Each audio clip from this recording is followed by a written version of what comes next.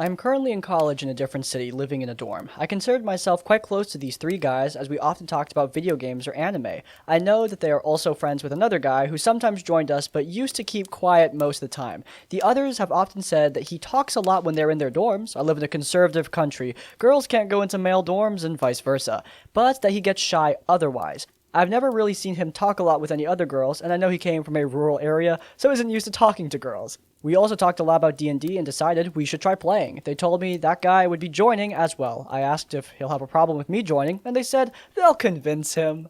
That didn't happen. They told me a few days later that they'll be playing in their dorm rooms because it's more private and they'll be comfortable there. I was pissed off because I thought of them as good friends, and yet they decided to exclude me. I didn't take that guy's name, but said it's probably because one of you is more comfortable there, not all of you. One of them later told me he had told them he wasn't comfortable playing anywhere but in the dorm, so they could either play there or play without him, and they chose him over me. They still occasionally talk to me, but not as much as we used to. This sucks for a multitude of reasons, but I'm just confused as to how somebody could possibly feel more comfortable in a dorm room. Man, I cannot imagine that.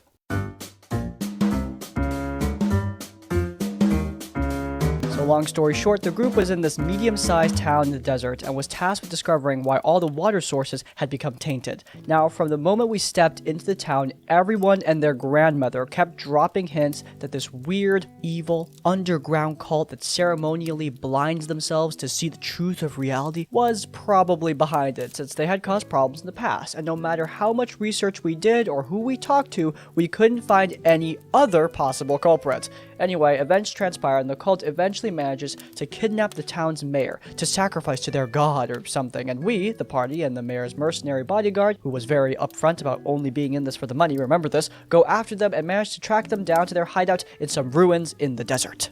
Only problem is, we can't find the entrance. We searched the ruins from top to bottom, but we just can't find anything that even resembles an entrance. Our only clues are two sentences that we have encountered multiple times during our investigation. Blind faith will prevail, and the blind will lead the way. Okay, easy. The entrance is probably hidden by some magical means and you can't find it with your eyes, right?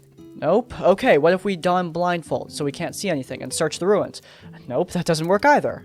This whole time, the GM is laughing his ass off going, "Oh my god, you guys really don't get it. It's so obvious." He is actually laughing so hard that he's crying. At this point, we are all kind of pissed, so we decide to head back into town, hire some laborers, and come back with shovels and picks just to excavate the area until we find it.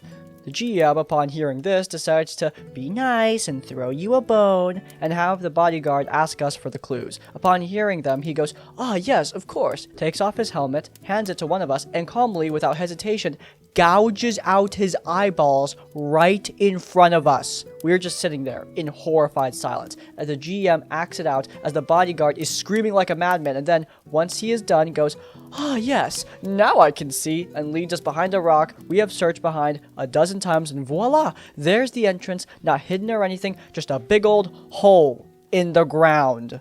I think we all sat there for a solid 30 seconds just staring in disbelief at the GM, who was grinning like an asshole before he went, "What the fuck?" We asked him if this was a joke, if there was something we had missed that we could do instead of gouging out our eyeballs, but nope, he was adamant. The solution to the problem all along was for one of us to carve out our eyes in order for us to find the entrance. Do note, in the system we played, it is not easy to replace lost body parts, and the replacement parts usually come with penalties unless you're willing to spend a lot of money on them. Hell, he was actually kind of pissed at me because he assumed that, because I was playing a priest at the time, that I would just willingly gouge out my own eyeballs just on the off chance that it was the answer. I tried to explain to him that normal people don't just gouge out their eyeballs like that, but he just brushed me off as a bad role player. Wanna know the best part? The entire thing with the cult? It was a red herring. Despite all the clues the GM threw at us whenever possible, they had nothing to do with the local water supply being tainted. So if any of us had blinded themselves, it would have been for nothing. So that's the story of when I realized that my GM was probably a sociopath or something like that. Sadly enough, would turn out to be the case. But that's a story for another time. Whoa, whoa, whoa, story for another time. Okay, well, I suppose I'll have to keep an eye on this guy's profile. But anyway, yeah, I don't know if this guy is a sociopath, but he certainly is an idiot. Puzzles are very delicate in Dungeons & Dragons. When you put a puzzle in front of your players, if it's too easy, it's not satisfying, and if it's too difficult, then it becomes frustrating. It's a really tight, fine line to walk. It's the same line that escape rooms need to walk, actually. Hints, just like hints in escape rooms, can be a good way to solve this problem, but another one is simply allowing the player's clever solutions to be the solution, even if that's not what you, the dungeon master, thought of. If the players came up with a better solution to the puzzle than you thought of yourself, there's nothing wrong with just letting that solution be the actual solution at all. This DM just reeks of a dungeon master who wants to outsmart their players, who wants to feel superior to their players, hence the laughing and the whole cutting your eyes out. Because even if the players did figure it out, I mean, they still lost their eyes, and it was a red herring at the end of all of it anyway. So yeah, not great all around. Okay, this is going to be a long one spanning multiple games, so hang with me now. So there was someone I've been playing 5th edition with since my freshman year of college, as I met her in my very first game. I'll just call her Nicole and run through that first game's issues really quick. She played a rogue who was fairly basic since this was most of the party's first game. Most of the time, she was alright. We were all still trying to get into the groove, but around halfway through the game, her character started to have a relationship with this noble and ended up forcing us to split the game for the party's actual playing and her solo wooing of this noble. It honestly wasn't all that bad, at least at the time, though it was a bit of a warning sign for what would happen later. So, for the next year, we had started a new game as our DM graduated, and she brought in a bard, the rest of the party at the beginning being my mastermind rogue, another rogue, a druid, and a paladin. There were a lot of times where she would dominate conversations with NPCs and not let most of the party speak other than my charisma-based rogue occasionally so I could help with some charisma checks, and very much had mom of the group behaviors mixed with I'm the main character ones. So she'd always act like she was the boss and led the party and only ever did high damage spells instead of any support. I can probably count the amount of bardic inspiration she gave in the entire game on one hand. She had gotten us all cheap notepads for notes. Okay, good to encourage note-taking, and would collect them after every game. Okay, this will come up later. A recurring issue with her is she would always react to in-game dramatic events like they happened to her in real life. Her character gets an eye taken out in an intense talk, and she would sulk for the rest of the night. My character is upset with Nicole's character because my rogue saw something she did as morally reprehensible. The only thing she says to me post-game in our room was a mopey, "Do you think we're still gonna be friends?" The wizard that joined later in the game doesn't simper and agree with everything she wants, or even try to include other people in the group. The rest of the session, she puts her jacket over her head and doesn't talk, and when the DM would try to get her involved, she'd just ignore and rudely glance at him. With the new wizard joining, he started to enable more role-playing with the rest of the party that haven't been getting much playtime, and Nicole's reaction to this was to start interrupting with stuff completely irrelevant to the story so she would get the DM to pay attention to her instead of the other characters, which got tiring very quickly. I've mentioned before how my character was the only other one to get a word in. Well, in one particular instance, she had to use an item to teleport back to the city, and the casting would take a full hour. This item was in Nicole's inventory, as most items given to the party were, and instead of using it herself or giving it to our first druid friend, who mostly just sits silently at the table not roleplaying, she shoves the item to my rogue and goes to get extremely important plot information, which wasn't even communicated to me in-game until 2 whole sessions afterwards. I'm still not completely clear on the info because of this. Big issue that popped up in the second year of playing is that she started constantly coming to the meeting place late. We lived in the same room and would usually play in one of the common areas on either our floor or another. You'd think this would mean she could basically meet up with us ASAP, but she and the druid that doesn't play would sit in our room basically for a full hour doing nothing, while the rest of us were just waiting to start. And of course, we couldn't start without them or she'd have a damn hissy fit. The DM would also make little jokes about her character not having a backstory and how she got legitimately upset because I do have a backstory. I just haven't told him yet because I don't know if it fits with the setting yet. And the GM would always respond, just send it to me and we can work it out. To which she would get pissed at him for saying that. Backstories were a requirement from the beginning, by the way. She never ended up sending anything. She'd also pretend to fall asleep during sessions, which is just so rude to the DM. We got closer to the time where we'd end up going into quarantine, and in game we had a big fight with the BBEG, which included a moment where Nicole's bard attempted to use Fireball in a crowded wooden inn. So of course the wizard used Counterspell on it, and yet again she acted pissy the rest of the fight when it was honestly a great move from him. I mean, the party did end up dead, and she and another rogue got away. The rest of us got rezzed by a god, and most really resented her in character for just leaving us to die. She and the rogues player join again with new characters, and soon enough, quarantine begins, and we have to go home. We have talks about whether or not we want to continue our ongoing game online or start a shorter one for the summer. And while many of us are fine with just continuing, Nicole and the friend who barely plays prefer us to switch to summer games as they wouldn't be able to play. Well, classes start again online with our campus housing, and all of us want to get back to our ongoing game, and the DM asks Nicole about her plans and gets completely ghosted. Oh, and our early notepads were taken back with her when she moved back home, which made early game recounting for this campaign very difficult. The game's going way better nowadays, and I haven't heard a word from her since, so it's been a blessing. TLDR, player with major main character / mom friend syndrome interrupted gameplay, got pissy when her character experienced consequences, was constantly late to game, faked falling asleep during games, and ended up ghosting the group. We just have a list of stuff that's just infuriating for dungeon masters everywhere. I mean, we've talked about main character syndrome before, spotlight hogging, all that. That stuff really sucks. In this case, it really sucks because this girl seems to be doing it intentionally, not unintentionally. Usually it's an unintentional thing with more talkative players, but here, this person is going into the game with the intention to be the main character, which just, well, that is incredibly annoying. But, I mean, faking falling asleep during the games, that is so lame. Faking a nap at a game you're playing for fun is utterly ridiculous, not to mention incredibly rude. On top of all that, they're late to the games when they're perfectly capable of being on time, so yeah, great. All around a cornucopia of nonsense that makes any DM shiver.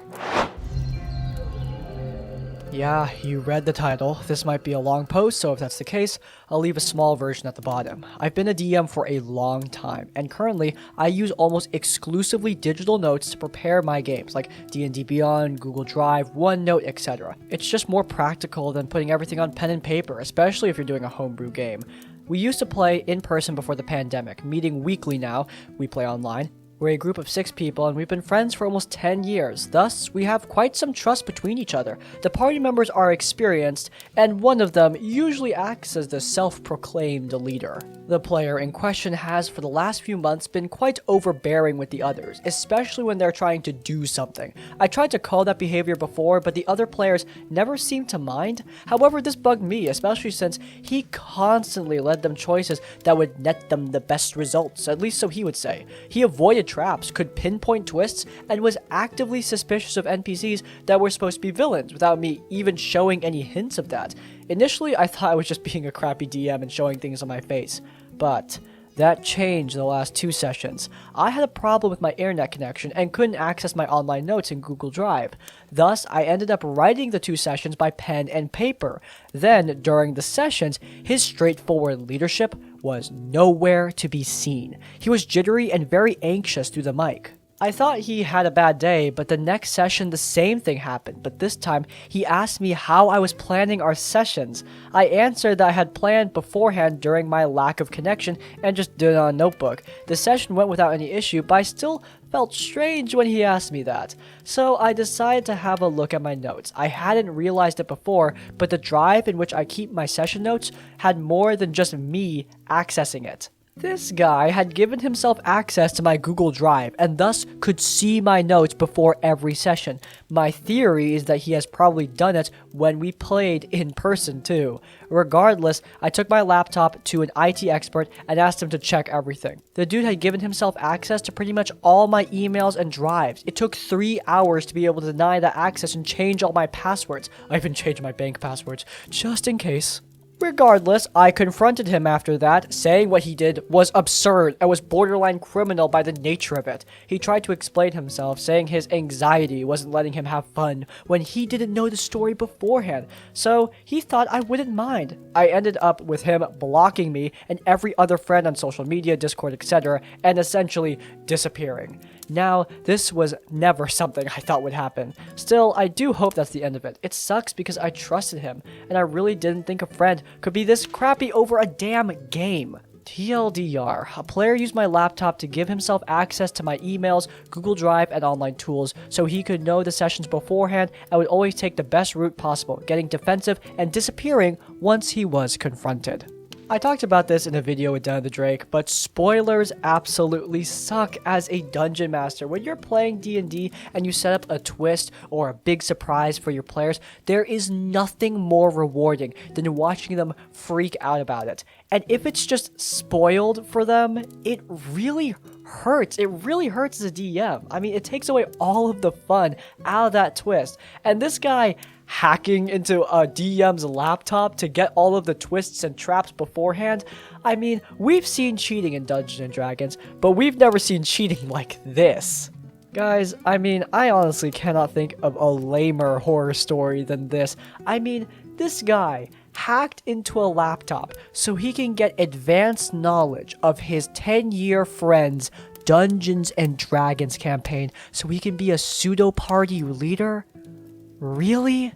Good on the OP for making sure that his computer is safe after the fact, though. Good stuff there. Hope his game can continue without this bullshit.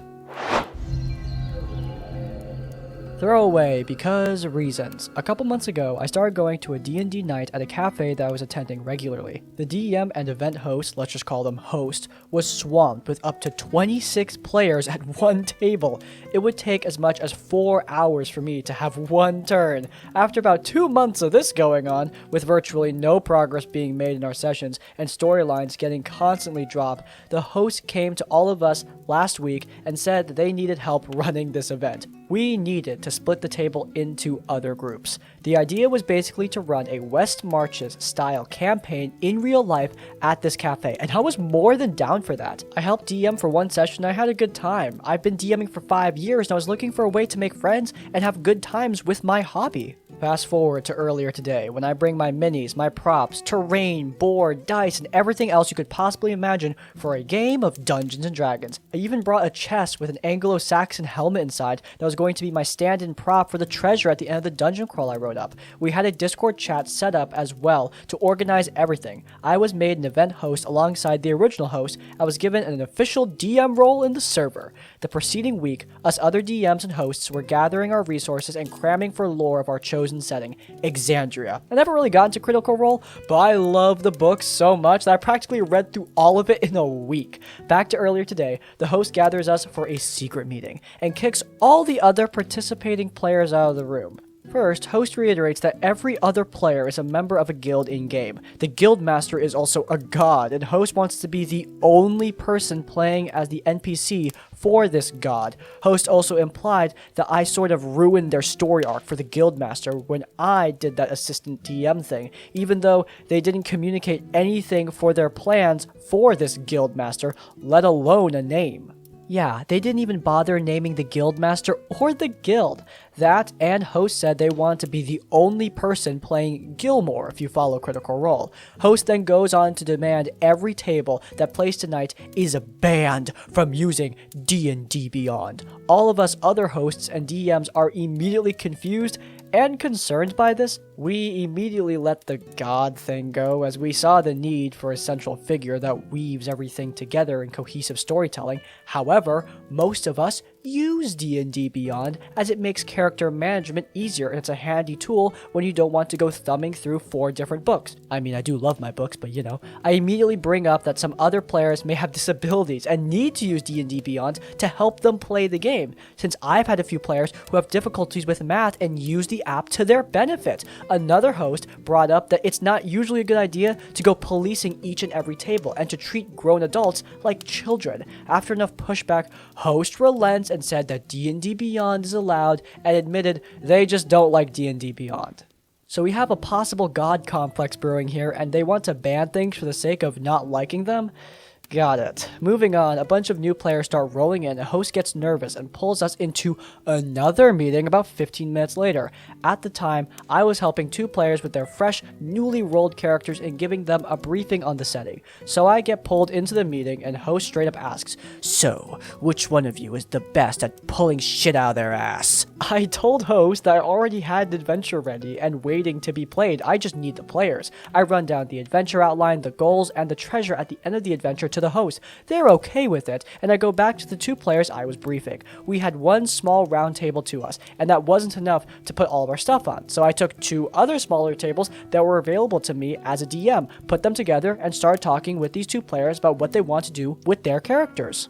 Cue the host having a complete meltdown. Host started calling me from across the room, apparently for another private meeting. I was busy with trying to talk to my players, and then the host confronts me and accuses me of trying to start a completely separate campaign. I explained several times in the ensuing confrontation that, in fact, I wasn't. I was doing what I volunteered to do, what I was cleared to do over and over on Discord, and what the host asked me to do. Host began to argue that I'm not actually a DM or a host, which was a flat-out lie that one of my players immediately called out.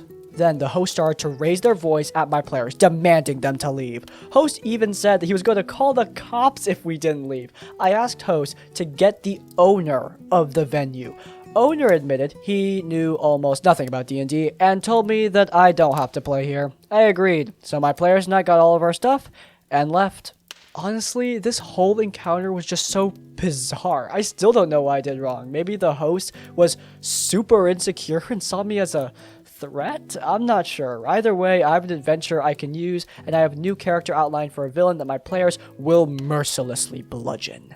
Man, I mean, first and foremost, a 24-person player, was that the number? Because that number is absolutely insane. I'm bringing in a guest to my current campaign for a few sessions, and I'm already a little bit concerned about running a game for 6 people. 24? I mean, God, I don't even know how that would work. Of course, God Complex DM is the real issue here, and yeah, this kind of thing happens a little bit too much with a few dungeon masters. I found it very funny that he wasn't the actual owner of the venue. I was reading this whole story with the assumption that he owned the place. When I found out he was some dude, I found that pretty funny. Kinda wish the owner sided with OP, but given that they were probably completely outside the situation and were just there, I guess it's a more realistic outcome to the situation.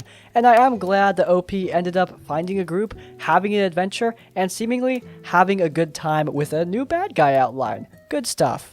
Alright, and that's where we're going to end today's episode of RPG Horror Stories. If you guys enjoyed it, then please do leave a like. If you want to see more of our content, then you can check out our Tabletop Tavern Tips series, where we cover some D&D tips for both DMs and players, old and new. And while you're there in the cards, subscribe to Crispy's Tavern to get more of our content right as it comes out. And finally, if you want to leave your own stories, thoughts, go down into the comments down below. If you can't think of a comment, leave the comment Cafe Disaster to let me know you've made it to the end of the video. In essence, like, comment, subscribe. I will see you all next time. Farewell.